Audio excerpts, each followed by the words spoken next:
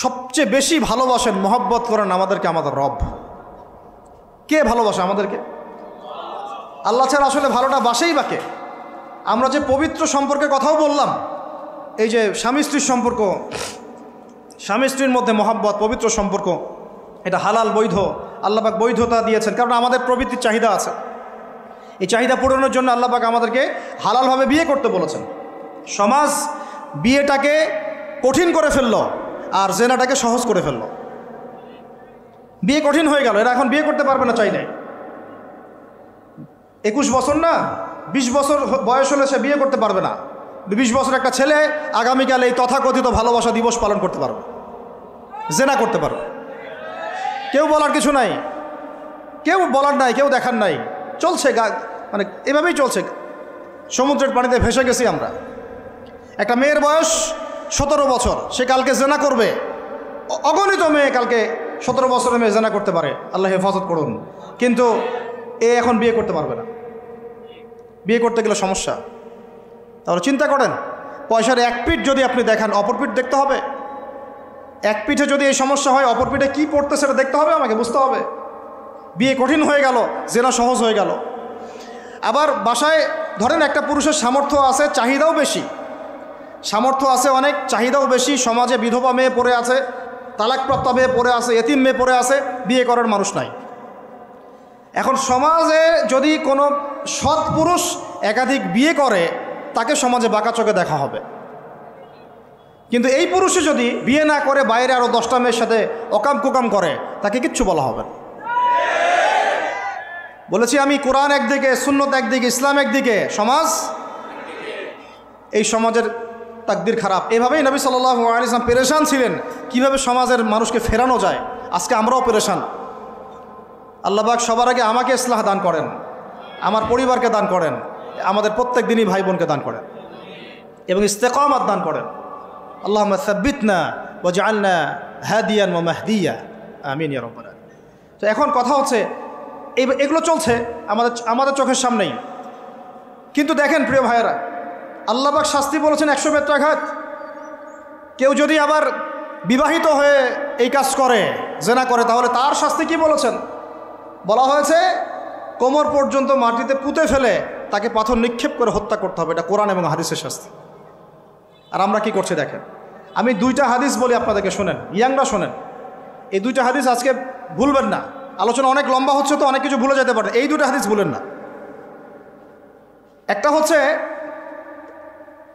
3 জন ব্যক্তি একবার একটা গুহায় আটকা পড়ছে। 3 জন বন্ধু বা ভাই তার একটা গুহার মধ্যে আটকা পড়ে গেছে। ঝড় হচ্ছে, গুহার মুখটা বন্ধ হয়ে গেছে পাথর দিয়ে, বের হওয়ার কোনো জায়গা নাই। এখানে নিশ্চিত মৃত্যু, কোনো সুযোগই নাই বাঁচার। তারা অনেক চেষ্টা করে বের হতে পারলো না। শেষমেশ তারা বলছে যে আমাদের যদি কোনো নেক আমল থাকে, সে নেক আমলের ওসিলা করে আল্লাহর কাছে দোয়া করি, আল্লাহ চাইলে আজকে আমাদেরকে বাঁচাতে পারে।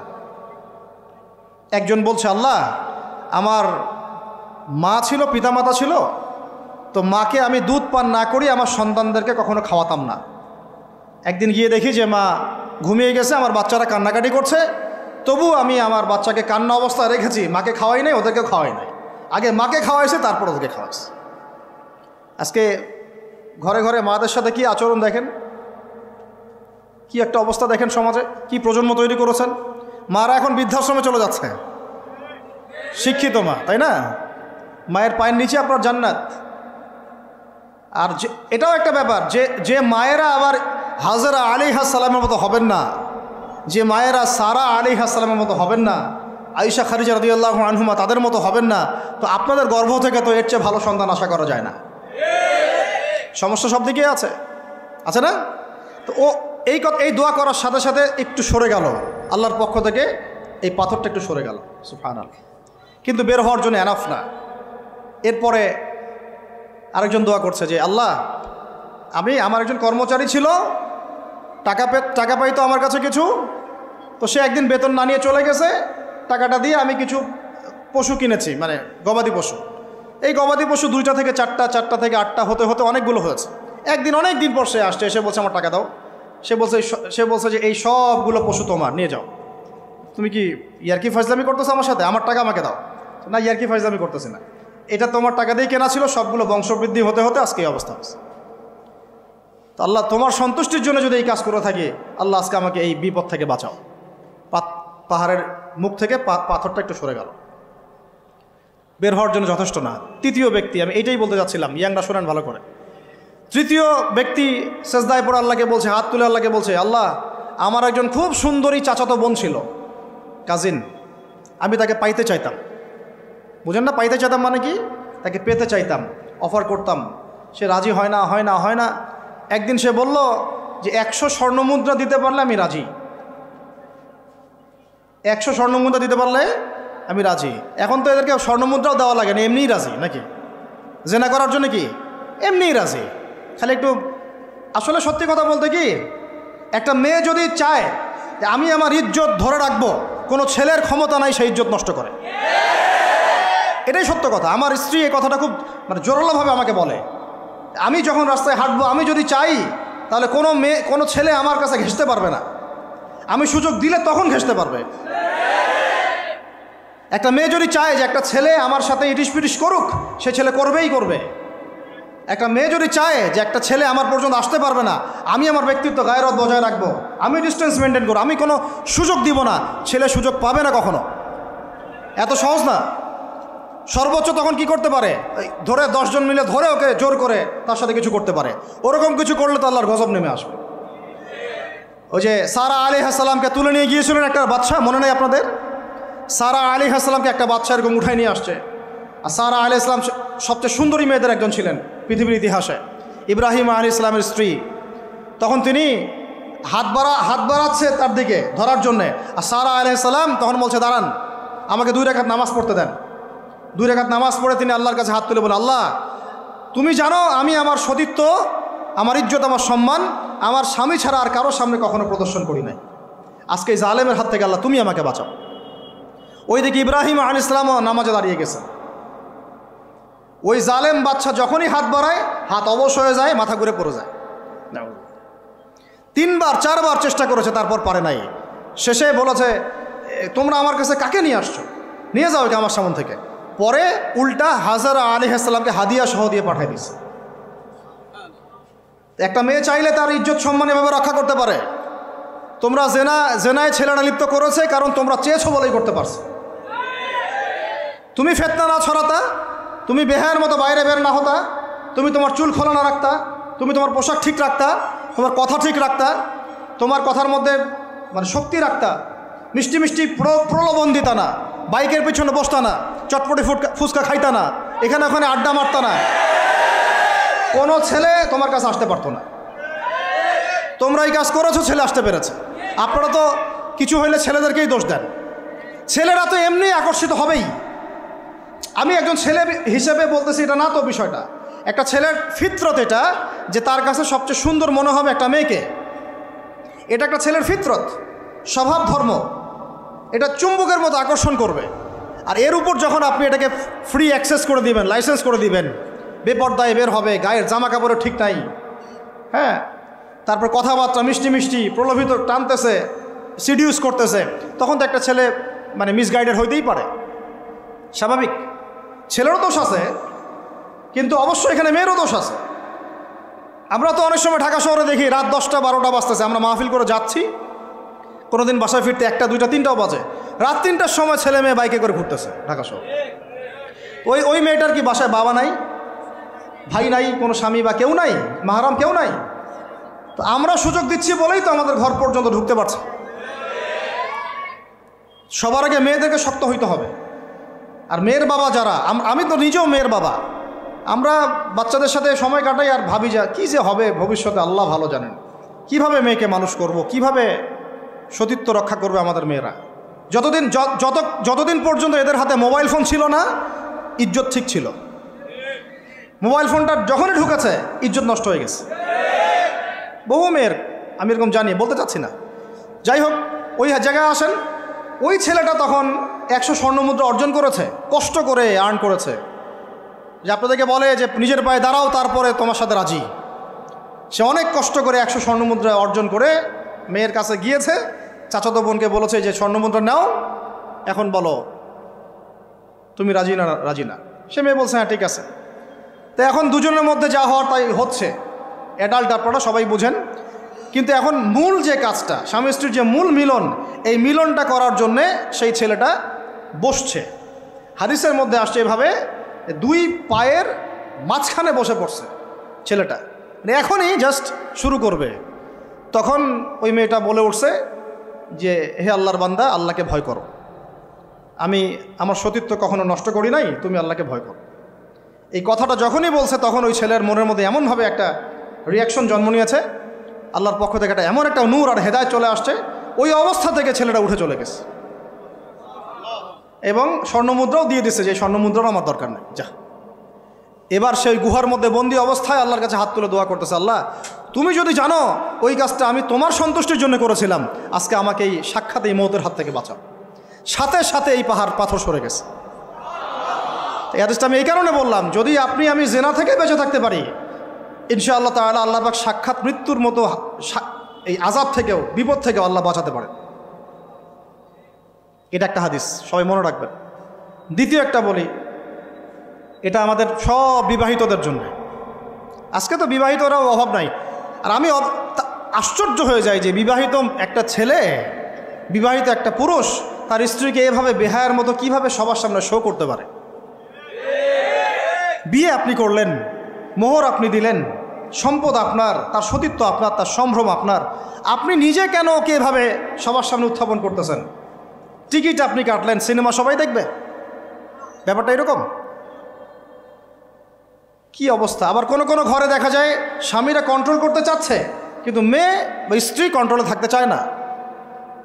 স্বামীকে বলে তুমি বেশি হুজুর হয়ে গেছো, বেশি বেশি হুজুর হয়ে গেছো। এই যুগে এগুলো চলে, এটা আধুনিকতার মডার্ন যুগ। এই করতে করতে আমাদের সমাজে পরকীয়া ছড়ায় পড়ছে। এখন এই পরকীয়া বলতে গিয়ে হাদিসটা কথা মাথায় আসছিল। আল্লাহর নবী সাল্লাল্লাহু আলাইহি ওয়াসাল্লামের একজন সাহাবী, মহিলা সাহাবী। কি সাহাবী বলেন? এরকম ঘটনা দুই একটা ঘটেছে, আমি একটা বলতেছি খালি। মদিনা মহিলা সাহাবী কোনো একভাবে এরকম একটা অঘটন ঘটে গেছে। মানুষ তো হতে পারে, কি মানুষ তো পাপ করবে, তাই না? হতে পারে। এখন তিনি গর্ভবতী হয়ে গেছেন। নবী সাল্লাল্লাহু আলাইহি ওয়াসাল্লামের কাছে এসে বলছেন, ইয়া রাসূলুল্লাহ তাহহিরনি, আমাকে পবিত্র করেন, আমি অনেক বড় অন্যায় করে ফেলেছি। নবী সাল্লাল্লাহু আলাইহি ওয়াসাল্লাম মুখ ঘুরিয়ে নেন, মুখ ঘুরিয়ে নিয়ে বলেন যে বাসায় যাও, তওবা করো, আল্লাহ মাফ করে দিবে। নবীজি শুনতে চাচ্ছেন না, কারণ শুনলে কোর্টে মামলা আসলে তো বিচার করতে হবে। তিনি বলছেন যে বাসায় যাও, বাসায় যা আল্লাহর কাছে ইস্তেগফার করো, আল্লাহ মাফ করে দিবেন। আবার এদিক দিয়ে ঘুরে আস, ইয়া রাসূলুল্লাহ আমাকে পবিত্র করেন, আমি অন্যায় করে ফেলেছি। এভাবে কয়েক দফার পরে নবীজি বলছেন, তুমি কি অন্যায় করেছো? এমন কোনো কাজ কি তুমি করেছো? সুরমা দানিতে সুরমা নেয়ার সময় আমরা যেভাবে নেই, এরকম কোনো কাজ কি তুমি করেছো? মানে উনি শব্দটা উচ্চারণ করলেন না মুখ দিয়ে, একটা এক্সাম্পল মিসাল দিয়ে বুঝালেন, তুমি কি এরকম কোনো কাজ করেছো? অ্যাডাল্ট্রি কোনো কাজ করেছো? তো তিনি বলছেন, হ্যাঁ আমি গর্ভবতী হয়েছি। নবী সাল্লাল্লাহু আলাইহি ওয়াসাল্লাম আমার বিচার করে দেন। তিনি বলছেন যে বাসায় যাও, আগে সন্তান জন্ম দাও, তারপরে দেখা যাবে। সন্তান জন্ম হলো, সেই মহিলা আবার এসেছেন, সাহাবী, ইয়া রাসূলুল্লাহ আমার বিচার করে দেন। বলছেন সন্তান জন্ম হয়েছে, হ্যাঁ। এখন সন্তান কি করে? দুধ পান করে। দুধ পান করাও, 2 বছর দুধ পান করাও, তারপরে বিচার করে দেব। 2 বছর দুধ পান করা শেষ, সন্তান এখন শক্ত খাবার খেতে পারে। কোলে করে সন্তানকে নিয়ে আসছেন। নবী সাল্লাল্লাহু আলাইহি ওয়াসাল্লামকে বলছেন যে ইয়া রাসূলুল্লাহ, এই যে আমার বাচ্চা দেখেন খেতে পারে, এখন একে আমার বিচার করে দেন। দেখেন তাদের পরকালের কনসেপ্টটা কেমন ছিল, তাদের পরকালের চেতনা কেমন ছিল। এবার নবী সাল্লাল্লাহু আলাইহি ওয়াসাল্লাম বলেন, তোমাদের মধ্যে কে আছো এই বাচ্চার দায়িত্ব নিতে পারো? একজন আনসারী সাহাবী বলছেন আমি। বাচ্চা তার কোলে দিলেন, দিয়ে বলেন তাকে নিয়ে যাও, নিয়ে গিয়ে অমুক জায়গায় নিয়ে তাকে রজম করো। কি করো? রজম মানে কি ভাই? কোমর পর্যন্ত মাটিতে গেঁথে দিয়ে পাথর নিক্ষেপ করে, এই রজম করতে গিয়ে তার গা থেকে রক্ত ফিনকি বের হয়ে কোনো একজন সাহাবীর, সম্ভবত খালিদ ইবনে ওয়ালিদ রাদিয়াল্লাহু আনহুর জুব্বার মধ্যে গিয়ে লেগেছে। তখন তিনি কিছুটা তাচ্ছিল্যের স্বরে একটা বাক্য প্রয়োগ করেছেন যে ছি, এটা কেমন হলো? হ্যাঁ, মানে কিছু বলেন নাই, জাস্ট একটা রিয়াকশন দিয়েছেন যে এত। নবী সাল্লাল্লাহু আলাইহি ওয়াসাল্লাম এই কথাটাই বলতে চাচ্ছি আমি। তিনি বলেছেন, হে হে খালিদ, তুমি থামো, তুমি তাকে এভাবে করো না, আন্ডারস্টিমেট করো না। এই নারী এই অপরাধ করার পরে যে পরিমাণ ইস্তেগফার করেছে, আল্লাহর কাছে তওবা করেছে, তার একার তওবা যদি মদিনাবাসীর মধ্যে ভাগ করে দেওয়া হয় তাও কম হবে। এই ঘটনা একটা ঘটেছে, আরেকজন সাহাবীর সাথে ওই ঘটনা ঘটেছে, পুরুষ সাহাবী। নবীজি বলেছেন, তোমরা তাকে তাচ্ছিল্য করো না, কারণ আমি দেখছি সে এখন জান্নাতে সাঁতার কাটতেছে। আর আমরা এই যে পরকিয়া, দেখেন পরকিয়া করলে, পরকিয়ার মাধ্যমে কেউ যদি ব্যভিচার করে ফেলে, নাউজুবিল্লাহ আউযুবিল্লাহ, তাহলে এই পৃথিবীতে বাঁচার অধিকারটা সে হারায় ফেলে। পৃথিবীতে কি হয়? বাঁচার অধিকারটা সে হারায় ফেলে। ঠিক কেউ করে এই পৃথিবীতে বাঁচার অধিকারটা সে হারায় ফেলে।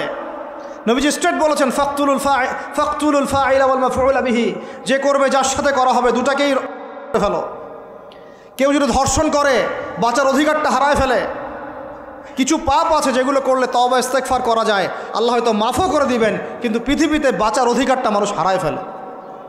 এইটাকে আমরা এইভাবে প্রমোট করতেছি এখন। কে এগুলো নিয়ে ফিকির করে এখন? মনে করে যেটা তো আধুনিকতা। অনেকে ওয়াইফ, একটা শব্দ আছে ওয়াইফ সুইপিং, একজনের ওয়াইফকে আরেকজনকে দিবে, ওর ওয়াইফকে সে নিবে, রাত কাটাবে, নাউযুবিল্লাহ। এটা পশ্চিমা সভ্যতা থেকে আসতেছে, জানেন। চোখ কান খোলা রাখেন, আমরা নিজেরা অনেক ধার্মিক সাজার চেষ্টা করতেছি, কিন্তু সমাজটা নষ্ট হয়ে যাচ্ছে। এটাকে সংস্কার করার দায়িত্ব আমাদের। এর উপরে তো আবার বাণিজ্য আছে, মানে এটা তো বাণিজ্যিক একটা প্ল্যাটফর্ম হয়ে গেল। যত বেশি পারো বাণিজ্য করো। এটা উপলক্ষে অমুক ছাড়, এইটা উপলক্ষে তমুক, এইটা উপলক্ষে অমুক নাটক, এটা উপলক্ষে অমুক গান, এই উপলক্ষে অমুক সিরিয়াল, এই উপলক্ষে অমুক টেলিফিল্ম। এই যে বাণিজ্য, এগুলো কিন্তু কর্পোরেট জগতে যারা থাকে, এই কর্পোরেট সেকশনে মানুষের একটা বাণিজ্য, একটা দিবসকে কেন্দ্র করে বিশাল একটা বাণিজ্য করে আপনার ঈমান আমল কোথায় যায় যাক, ওর পকেটে টাকা আসলেই হইল। আল্লাহ রাব্বুল আলামিন আমাদের সবাইকে এই চলমান জাহেলিয়াতগুলোর বাস্তবতা বোঝার তৌফিক দান করে। অনেক কথা ভাই, বলতে গেলে অনেক কথা, আর একদিনের কথা বলবো।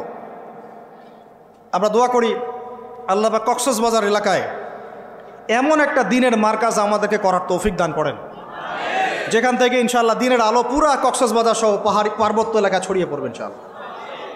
সমাজ সংস্কার না করতে পারলে আমরা বাঁচতে পারবো না। আপনাদের মধ্যে যাদের সামর্থ্য আছে, কেউ জমি দিয়ে হলে সাহায্য করেন, কারো যদি সামর্থ্য থাকে অর্থ দিয়ে হেল্প করেন, কারো বুদ্ধি আছে বুদ্ধি দিয়ে, পরামর্শ দিয়ে সহযোগিতা করেন। দিনের স্বার্থে, আল্লাহর জন্যে, তার রাসূলের দিনকে টিকিয়ে রাখার স্বার্থে, সমাজের জাহিলিয়াতগুলো দূর করার স্বার্থে দিনই মার্কাজগুলো প্রতিষ্ঠা করার কোনো বিকল্প নাই। অযথা একদিনের মাহফিল দিয়ে আমি আসলাম চলে গেলাম, 1 বছর আপনার সাথে আমার দেখা নাই, দিয়ে আপনি সমাজ সংস্কার করতে পারবেন না। এভাবে দিন কায়েম হয় না। ইকামতে দিন অনেক কঠিন বিষয়। প্রত্যেক দিন প্রত্যেক রাতের মেহনতের উপর দাঁড়ায় থাকবে ইনশাআল্লাহ। আল্লাহ পাক আমাদেরকে এই বেহায়া দিবসকে বর্জন করার তৌফিক দান করুন। এই পশ্চিমাদের ফাঁদ থেকে আল্লাহ আমাদেরকে বাঁচায় রাখেন। আল্লাহ রাব্বুল আলামিন আমাদের সবাইকে যেন এই জেনা, ব্যভিচার, পরকিয়া, তারপরে সুদ, মাদক, সমকামিতা, ট্রান্সজেন্ডার, এই সমস্ত ফিতনা থেকে আল্লাহ আমাদেরকে হেফাজত করেন। আমাদের যুবক যুবতীদেরকে আল্লাহ পাক খাস করে এই চলমানে জাহিলিয়াতগুলো থেকে হেফাজত করেন। আমি প্রত্যেক পরিবারের কর্তা সতর্ক হয়ে যান। প্রত্যেক পরিবারের যে ভাই আছেন, যে বাবা আছেন, সতর্ক হয়ে যান। আপনার পরিবারটাকে আপনি শক্ত হাতে দমন করেন, কঠোরভাবে, দেখবেন ইনশাআল্লাহ অ্যাটলিস্ট আপনার ঘরটা পবিত্র রাখেন।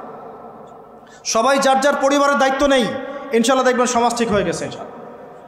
আমার স্ত্রীকে আমি এইসব করতে দিব না, ওর ক্ষমতা আছে করবে, করলে ওকে আমি তালাক দিয়ে রেখে দিব, শেষ, সোজা কথা। ও আমরা এইভাবেই কথা বলি বাসায়, এক কথায় চলবা, এক কথায় উঠবে, এক কথায় বসবা, দ্বিতীয় কথা যেন বলতে না হয়।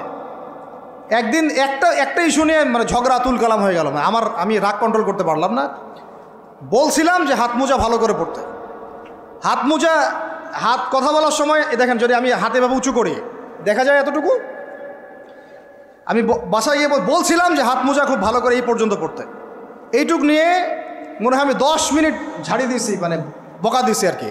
একদম মাথা নিচু করে শুনছে, একটা কথা বলে নাই। আমি আমার পরিবারকে ঠিক করলে কেন আমার মানে স্ত্রী বাইরে যাবে, কিভাবে যাবে? আমি বলতেছি না যে সে বাইরে যাইতে পারবে না, প্রয়োজনে তার প্রয়োজন পূরণ করতে পারবে না, এমন তো না বিষয়টা। বেপর্দায় এভাবে যাবে কেন? বেপর্দায় ফিতনার মধ্যে কেন যাবে? আমার মেয়ে, আমি জন্ম দিলাম, আমি বড় করতেছি, আমি খাওয়াই বলতে মানে কি আমরা উপার্জন করি, আমরাই খেতে খাওয়াই নাকি? আমরা ওসিলা না রিজিকের, আমরা কামাই রোজগার করে নিয়ে আসি। আমি খাওয়াই বলতে বোঝাচ্ছি আমরা কামাই রোজগার করে নিয়ে আসি, আমাদের ভালোবাসা দিই, মহব্বত করি, তিলে তিলে আদর মহব্বত দিয়ে বড় করি। আমার মেয়ে কেমন করে বাইরে যায়? কেমন করে বাইরে যাবে? কোন সাহসে যাবে? আমি বাবা হয়ে বেঁচে থাকতেও কীভাবে যাইতে পারে? গেলে ওকে একদম খাওয়ার বন্ধ করে দিবেন। আমার ছেলে বালেগ হয়েছে, নামাজে যাবে না কেন? যাবে না কেন? যদি না যায় আমি ওর খাওয়া বন্ধ করে দিব। শাসন করতে হবে সবসময়, কিন্তু মিষ্টি কথা চিরা ভিজে না। আল্লাহ পাক কোরআনের মধ্যে হেদায়েত দিতে উৎসাহিত করেছেন, এখানেই আবার আইনগুলো নাজিল করেছেন।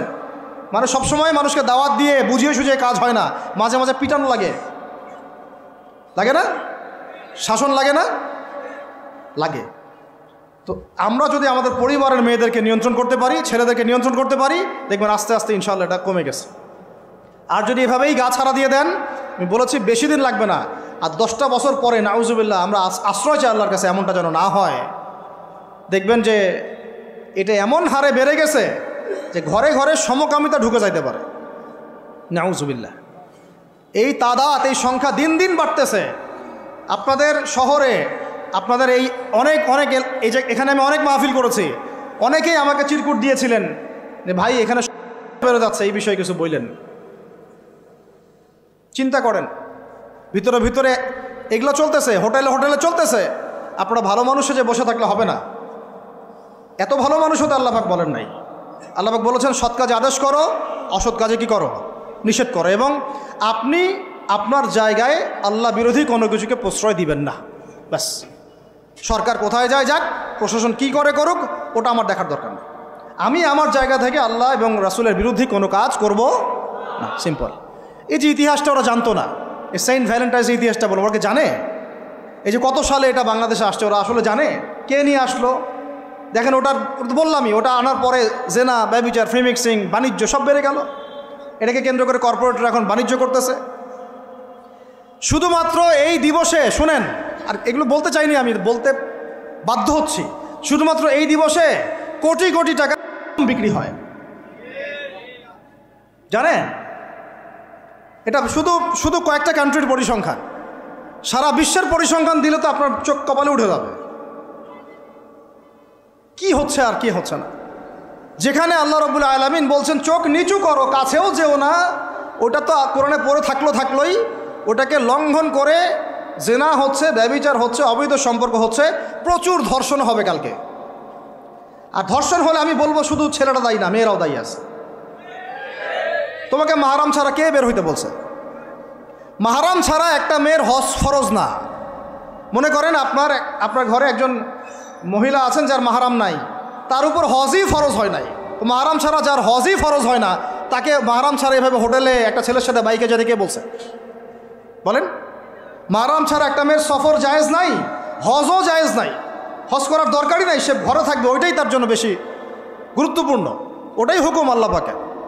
আর সে মাহরাম ছাড়া এইভাবে এখানে ওখানে ঘুরে বেড়াবে, ছেলের সাথে আড্ডাবাজি করবে, টাঙ্কি মারবে, চটপটি ফুচকা খাবে, এরপর 4-5টা ছেলে মিলে ওকে ধর্ষণ করে দিলে সব দোষ ওই ছেলের উপর আসবে? আমার তো মন চায় যে প্রথমে আগে এই মেয়েগুলোকে শায়েস্তা করি। হ্যাঁ, ছেলেগুলোকে তো করবোই, আগে মেয়েগুলোকে করি। শুধুমাত্র ওয়াজ নসিহত করে কাজ হবে না, সবাইকে কঠোর হতে হবে। আপনি আমাকে বলেন তো দেখি, আপনার মেয়ে কোনো একটা ছেলের সাথে অবৈধ সম্পর্ক করেছে, আপনি কি এটা মেনে নেবেন? আপনারা যে কেউ হন, এখানে অনেক প্রশাসনের ভাই আছেন আমি জানি, ঊর্ধ্বতন কর্মকর্তাও আছে এখানে আমি জানি, এখানে আমার লেকচার রেকর্ড হচ্ছে এটা আমি জানি। আপনি আমাকে বলেন বা আপনার সিনিয়রদেরকে বলান এই কথাগুলো মেসেজ পৌঁছান, তাদের ঘরে যদি তাদের মেয়ে কোনো ছেলের সাথে অবৈধ সম্পর্ক করে, তারা কি মেনে নিবে? তাদের মেয়েকে যদি কেউ ধর্ষণ করে, তারা কি মেনে নিবে? আপনার ছেলেটা যদি সমকামী হয়, আপনি কি মেনে নেবেন? আপনার বাসায় যদি কালকে একটা ছেলে এসে বলে যে আপনার মেয়ে এসে বলে যে বাবা আমি ওকে ভালোবাসি, ওর সাথে বিয়ে করার আগে আমি যৌন সম্পর্ক করে ফেলছি, আপনি কি মেনে নেবেন? আপনি যদি জানতে পারেন কালকে আপনার মেয়ে গর্ভবতী হয়ে গেছে, আপনি কি মেনে নেবেন? আপনি যদি জানেন কালকে আপনার ছেলে আপনাকে এসে বলছে বাবা আমি একটা ছেলেকে নিয়ে আসছি, ও ছেলেটা আসলে বাইরে ছেলে, ভিতরে ভিতরে মেয়ে, তাই আমরা বিয়ে করে ফেলছি, আপনি কি মেনে নেবেন? তো এটা নবী সাল্লাল্লাহু আলাইহি ওয়াসাল্লামের ফিলোসফি ছিল। একজন সাহাবী এসে বলেছিলেন, ইয়া রাসূলুল্লাহ, আমি ইসলামের সব মানতে প্রস্তুত আছি, খালি আমাকে জেনা করার অনুমতি দেন। নাউযুবিল্লাহ। সাহাবীরা রাগ হয়ে গেছেন, এই কার সাথে কি কথা বলো, বেয়াদবি করতে। নবী সাল্লাল্লাহু আলাইহি ওয়াসাল্লাম বললেন, দাঁড়াও, তাকে ছাড়ো, আমি বুঝাচ্ছি। নবীজি তখন বললেন, দেখো, তুমি যে প্রস্তাবটা আমাকে দিলা, ইসলামের সব তোমার ভালো লাগে, কিন্তু জেনা করতে চাচ্ছ, তো এখন বলো তো দেখি, তোমার মায়ের সাথে কেউ যদি এমন করে তুমি কি রাজি হবা? সে বলছে না। তোমার খালার সাথে করলে না, তোমার বোনের সাথে না, তোমার স্ত্রীর সাথে না। তাহলে যেটা তুমি অন্যের ক্ষেত্রে চাচ্ছ না, পছন্দ করো না, সেটা কেন তুমি তোমার ক্ষেত্রে চাচ্ছ? এভাবে চিন্তা করলে আমাদের আর কথা বলার দরকার আছে? আল্লাহ পাক আমাদের সবাইকে কথাগুলো বোঝার তৌফিক দান করে। এখন শেষ করে দিচ্ছি এই পয়েন্ট থেকে। দেখেন, আমাদেরকে সবচেয়ে ভালোবাসেন আমাদের রব আল্লাহ। সত্যিকারের ভালোবাসার ডেফিনেশনটা হচ্ছে যে আপনি নিঃস্বার্থভাবে কাউকে ভালোবাসেন। আমাদের আশপাশে যারা আছে, যারা হালাল, ইভেন হালাল, আমার মা, আমার বোন, আমার বাবা, আমার স্ত্রী, আমার ছেলে, আমার মেয়ে, এদেরও যদি কখনো স্বার্থে আঘাত পড়ে, দেখবেন সেও আপনার পাশ থেকে সরে যাচ্ছে। এমন হয়নি কখনো? আপনার বন্ধু, আপনার ব্যবসার পার্টনার, আপনার বস, আপনার কলিগ, ওদের স্বার্থে আঘাত হলে ওরাও সরে যাচ্ছে পাশ থেকে। জিগরি দোষ সরে গেল পাশ থেকে, হয় না এমন?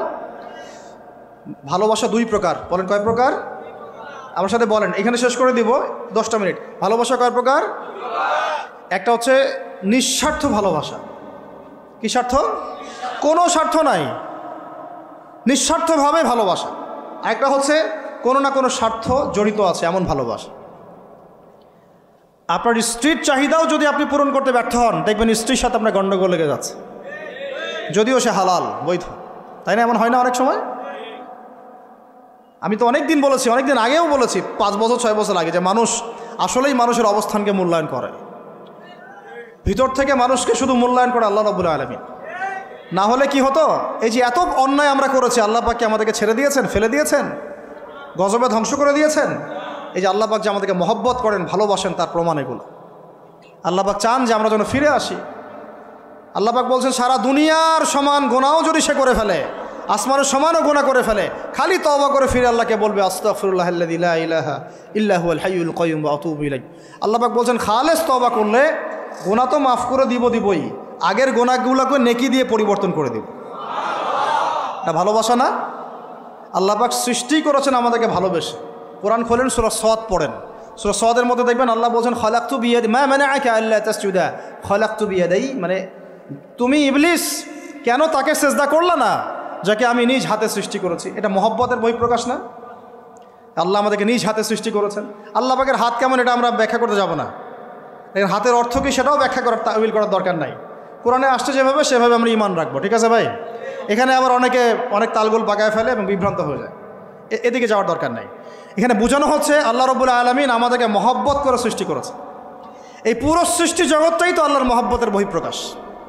সব কিছু এত নিপুণভাবে চলতেছে, এটা মহব্বতের বহিঃপ্রকাশ না? আমি আপনাদেরকে নিয়ে যদি কোনোদিন কক্সবাজারের সৈকতে তারা দেখাতে পারতাম, তাহলে আমি বুঝাইতে পারতাম আপনাদেরকে যে এই মহাবিশ্বটা ঠিকই আছে কীভাবে। তারার মধ্যে একটা গাণিতিক ক্যালকুলেশন আছে যেটা সবাই জানে না। যারা একটু অ্যাস্ট্রোনমি নিয়ে পড়াশোনা করেছে তারা জানে। আপনার মানে মাথার বিবেকই উল্টায় যাবে যে এত সূক্ষ্মভাবে কিভাবে আল্লাহ রাব্বুল আলামিন এই মহাবিশ্ব সৃষ্টি করলেন। এক চুল এদিক ওদিক হলে পুরো বিশ্ব কায়নাত ধ্বংস হয়ে যাইত। এটা কি আল্লাহ পাকের মহব্বতের বহিঃপ্রকাশ না? আল্লাহ পাক তো বরং বলেছেন পুরো সৃষ্টি পরিবারটাই আল্লাহর আল্লাহর পরিবারের অন্তর্ভুক্ত। সুবহানাল্লাহ। এমনকি আল্লাহ পাক আমাদেরকে বলেছেন, তোমরা জমিনবাসীর সবার উপর রহম করো। ইরহামু মান ফিল আরদ ইয়ারহামুকুম মান ফিস সামা। তোমরা সবার উপর রহম করো, দয়া করো। দয়া, রহম এটা তো মহব্বতের একটা অংশ।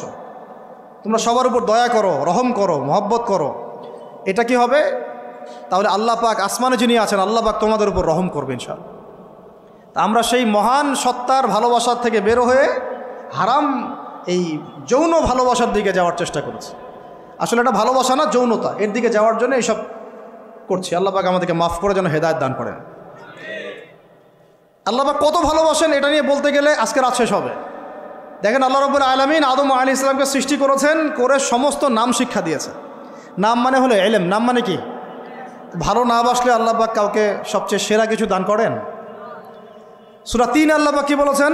ওয়া তিন ওয়াজ জাইতুন, এগুলো শপথ করে, লাকাদ খালাকনাল ইনসানা ফি আহসানি তাকওয়িম, মানুষকে সবচেয়ে শ্রেষ্ঠ কাঠামো আল্লাহ পাক দিয়েছে, দেন নাই? তো কাউকে যদি মহব্বত না করা হয়, তাকে আপনি সবচেয়ে সেরাটা কি দিতে পারবেন? আল্লাহ পাক আমাদেরকে মহব্বত করেন, ভালোবাসেন, এবং আল্লাহ চান আমরাও যেন তাকে মহব্বত করি, তাকে ভালোবাসি। এবং আমরা যদি কাউকে ভালোবাসি, আল্লাহর জন্য ভালোবাসবো। কাউকে ঘৃণা করি, আল্লাহর জন্য ঘৃণা করব। মহব্বতও আল্লাহর জন্যে, ঘৃণাও কার জন্যে? আল্লাহর জন্য। আল্লাহ পাক সমস্ত এলেম শিক্ষা দিলেন, এটা কি ভালোবাসার বহিঃপ্রকাশ না? নূহ আলাইহিস সালামের কওম দীর্ঘদিন আল্লাহর কথা শোনে না, আল্লাহ পাক সবর করলেন, ধৈর্য ধরলেন, গজব দিলেন না, শেষ পর্যায়ে গিয়ে আযাব দিয়েছেন। এই যে আল্লাহ পাক সুযোগ দেন, সময় দেন, এটাকে আল্লাহ পাকের ভালোবাসা, দয়া না? এরকম প্রত্যেকটা কওমের ক্ষেত্রে হয়েছে।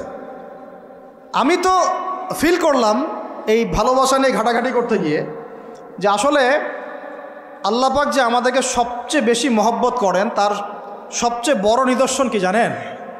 আমাদের কাছে আল্লাহ রাব্বুল আলামিন আল কোরআনের মতো কিতাব নাজিল করেছেন, আর আমাদেরকে আল্লাহ পাক নবী মুহাম্মদ সাল্লাল্লাহু আলাইহি ওয়াসাল্লামের উম্মত বানাইছেন। আল্লাহ পাক যে নবী মুহাম্মদ সাল্লাল্লাহু আলাইহি ওয়াসাল্লামকে এই দুনিয়াতে পাঠিয়েছেন না, এটাই সবচেয়ে বড় মহব্বত, সবচেয়ে বড় রহমত। কারণ তার সুন্নতে এমন কিছু নাই যেটা আপনি খুঁজে পাবেন না। আর তিনি আমাদেরকে যে মহব্বত করতেন, মুহাম্মদ সাল্লাল্লাহু আলাইহি ওয়াসাল্লাম আমাদেরকে যে মহব্বত করতেন, তিনি আমাদেরকে বলতেন যে আমরা তার ভাই। আমরা তার কি ভাই? মানে কি মায়ের পেটের ভাই? এটা বোঝানো হয় নাই। একটা হাদিসে তিনি বলেছেন আমি তো পিতৃতুল্য, তার মানে কি সত্যি সত্যি বাবা সন্তানের সম্পর্ক? রুহানি পিতা। তিনি কি ইমাম নন? তিনি ইমাম, তিনি নেতা, তিনি আমাদের শিক্ষক, তিনি নবী। তো তিনি আমাদেরকে যে মহব্বত করতেন, তিনি একদিন বলছিলেন নবী সাহাবীদের সামনে, কাশ আমি যদি আমার ভাইদেরকে দেখতে পেতাম। সাহাবীরা বলছেন, ইয়া রাসূলুল্লাহ, আমরা কি আপনার ভাই না? তখন নবীজি বলছেন, না, তোমরা আমার সাহাবী, আমার ভাই তারা যারা আমাকে না দেখেই আমার প্রতি ঈমান নিয়ে আসবে। প্রত্যেক নবীকে আল্লাহ পাক একটা দোয়া করার চান্স দিয়েছে। কয়টা ভাই? এমন একটা দোয়া যেটা করলে আল্লাহ পাক কবুল করবেনই করবেন। করলে আল্লাহ পাক কি করবেন? অবশ্যই কবুল করবেন।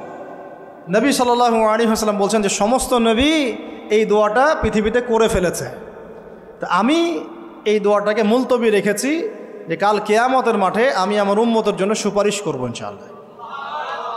এবং নবী সাল্লাল্লাহু আলাইহি ওয়াসাল্লামের সুপারিশে বহু কবিরা গুনাহগার মুসলমান যারা জাহান্নামের ফয়সালা হয়ে গেছে, তাদেরকে আল্লাহ পাক কিছুটা শাস্তি ভোগ করালে হলেও আবার জান্নাতে নিয়ে আসবেন ইনশাআল্লাহ। তো তিনি আমাদেরকে মহব্বত করেন না? করতেন না? চিন্তা করে তাহলে আমরা তার দিনকে কি মহব্বত করলাম, আমরা তার হুকুম হাকামের বিধিবিধান সুন্নতে কি মহব্বত করলাম, চিন্তা করেন। একটা হাদিসে নবীজি স্পষ্ট করে বলছেন এটা আমাদের জন্য একটা কষ্টি পাথর। এটা একটা কি কষ্টি পাথর। তিনি বলছেন লা ইউমিনু আহাদুকুম, তোমাদের মধ্যে কেউ মুমিন হইতে পারবে না। কি হইতে পারবে না? মানে প্রকৃত মুমিন হইতেই পারবে না তোমরা।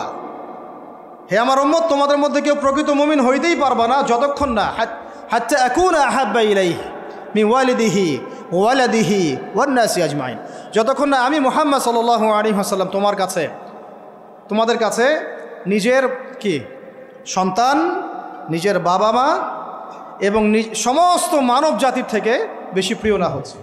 হাদিসটা আবার বলি, নবীজি বলছেন কেউ ততক্ষণ পর্যন্ত প্রকৃত মুমিন হতে পারবে না যতক্ষণ না আমি মুহাম্মদ সাল্লাল্লাহু আলাইহি ওয়াসাল্লাম তার কাছে তার সন্তান, তার পিতা, এমনকি সমস্ত মানব জাতি থেকে বেশি প্রিয় না হচ্ছে। আর আমরা যারা আগামীকালকে এইটার প্রিপারেশন নিয়েছি, আসলে কি আমাদের কাছে নবী প্রিয় বেশি না আমাদের দুনিয়ার স্বার্থ বেশি প্রিয়? যারা এগুলো করবে তাদের কাছে কি সত্যিই নবী প্রিয়? তাহলে তারা করতে পারতো না। যদি নবী আমাদের কাছে সবচেয়ে বেশি প্রিয় না হয়, আমরা মুমিন হতে পারছি না। আর যাদের কাছে নবী প্রিয় তারা কখনো এমন হারাম কাজে যেতে পারবে না। যারা যাচ্ছে তারা কখনোই নবীকে ভালোবাসে না, কোশ্চিনকালেও না। শোনেন, উমর রাদিয়াল্লাহু আনহুর নাম শুনেন নাই? বললে অনেক কথা ভাই, অনেক কথা, কোনটা রেখে কোনটা বলি। উমর রাদিয়াল্লাহু আনহু একদিন এসে বলছেন খলিফাতুল মুসলিমিন, মুসলিমদের তিনি খলিফা, জান্নাতের সুসংবাদপ্রাপ্ত 10 জন সাহাবীর একজন। জান্নাতের সার্টিফিকেট পেয়েছেন পৃথিবীতে কয়জন সাহাবী? একটা হাদিসে একসাথে 10 জন, ওই 10 জনের অন্যতম একজন, যিনি এমন শাসন ব্যবস্থা পৃথিবীতে প্রতিষ্ঠা করেছিলেন যার মতো মিসাল এখন পর্যন্ত পৃথিবীতে আর দেখা যায় নাই। একটা হাদিসে আসছে, যে রাস্তা দিয়ে ওমর হাঁটে ওই রাস্তা দিয়ে শয়তান হাঁটে না। কি বুঝলেন? শয়তান যদি দেখে ওই যে ওমর, ও আর ওই যাবে না ওই রাস্তার মধ্যে। এই হচ্ছে ওমর ইবনুল খাত্তাব।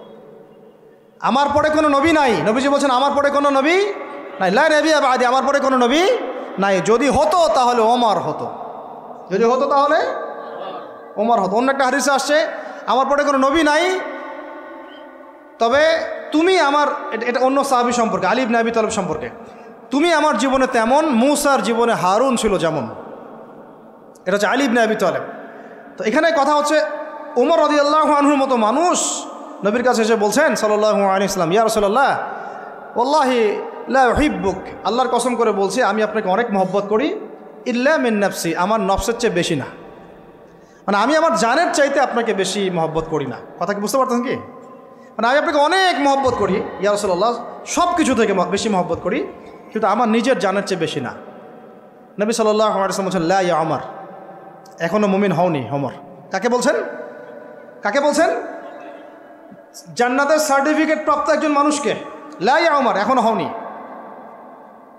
তখন নবী সাল্লাল্লাহু আলাইহি ওয়াসাল্লামকে তিনি একটু পরে আবার বলছেন, ইয়া রাসূলুল্লাহ ওয়াল্লাহি আলান, এখন লা হাব্বা ইলাইয়া মিন কুল্লি শাই হাত্তা মিন নাফসি, এখন থেকে আপনি আমার কাছে সবচেয়ে বেশি প্রিয় সব কিছু থেকে, এমনকি আমার নফসের থেকেও বেশি প্রিয়। তখন নবীজি বলছেন, আলান ইয়া ওমর, হ্যাঁ এখন ওমর, এখন তুমি মুমিন হলে। তাহলে যারা আমরা নবীর সুন্নতের খেলাফ এইসব অপসংস্কৃতি, নোংরামি, জেনা, ব্যভিচার, কনসার্ট, নাটক, সিনেমা, পরকিয়া, এইসব তথাকথিত ভালোবাসা দিবস, এই জেনা দিবসগুলো পালন করছি, আমরা কি আসলেই নবীকে ভালোবাসি? আমরা কি সত্যি আল্লাহকে ভালোবাসি? আল্লাহ পাক আমাদেরকে বোঝার তৌফিক দান করেন না, জাহিলিয়াত থেকে ফিরে আসার তৌফিক দান করেন। এরকম প্রচুর ঘটনা। ভালোবাসা তো এগুলোর নাম। ভালোবাসা কাকে বলে জানেন? সাহাবীরা বাসায় যেতেন, আবার দৌড় দিয়ে আসতেন নবী সাল্লাল্লাহু আলাইহি ওয়াসাল্লামের চেহারাটা একটু দেখার জন্য। এটা নাম ভালোবাসা। আপনারা যদি ওমরা করতে যান, হজ করতে যান, দেখবেন বারবার আপনার নবীর রওজায় গিয়ে সালাম দিতে মন চাইবে, যে আরেকবার দেখা করে আসি, আরেকটু দেখা করে আসি, আরেকবার সালাম দিয়ে আসি। ভালোবাসা কোনো স্বার্থ আছে এখানে? নবী সাল্লাল্লাহু আলাইহি ওয়াসাল্লাম কি আমাদের কাছে কোনো স্বার্থ দাবি করেছেন? আল্লাহ করেছেন। এগুলো ভালোবাসা। এই ভালোবাসা হলো প্রকৃত ভালোবাসা। আর এগুলো যেটা চলছে এটা হচ্ছে যৌনতা। এগুলো কি চলছে? যৌনতা। ভালোবাসার নাম দিয়েছে এখন যৌনতা। এগুলো ভালোবাসা না, এগুলো পাশবিকতা, প্রবৃত্তির দাসত্ব। প্রবৃত্তি মানে মন যা চায় তাই করতে চাচ্ছে। আপনার মন চাইছে একটা মেয়ের সাথে রাত কাটাবেন, এটাকে আপনি ভালোবাসা নাম দিলেন, কিন্তু এটা হচ্ছে ভালোবাসা না, এটা কি প্রবৃত্তি, পশুত্ব, দাসত্ব, পশুত্বের দাসত্ব করছেন। আল্লাহ পাক আমাদেরকে কথাগুলো বোঝার তৌফিক দান করে। এরকম সাহাবীরা কত ত্যাগ করেছেন। তালহা রাদিয়াল্লাহু আনহুর নাম শুনেন না অনেকেই। নবী সাল্লাল্লাহু আলাইহি ওয়াসাল্লাম উহুদ যুদ্ধের দিন সংকটময় একটা অবস্থায় ছিলেন। তালহা রাদিয়াল্লাহু আনহু একা নবী সাল্লাল্লাহু আলাইহি ওয়াসাল্লামকে ঢাল হিসেবে পিঠ পেতে দিয়ে আসেন, উনার দিকে কোনো তীর যেন আসতে না পারে। শেষে দেখা গেল তার গায়ের মধ্যে 40 থেকে 50টা তরোয়ারের আঘাত আছে, তীরের খোঁচা আছে, বর্ষার খোঁচা আছে। এই অবস্থায় তিনি নবীকে কাঁধের মধ্যে নিয়ে উহুদ পাহাড়ে উঠেছেন নবীকে সেভ করার জন্য। এটা ভালোবাসা। এটা কি? কোন স্বার্থে? কিসের স্বার্থে? দুনিয়ার স্বার্থে?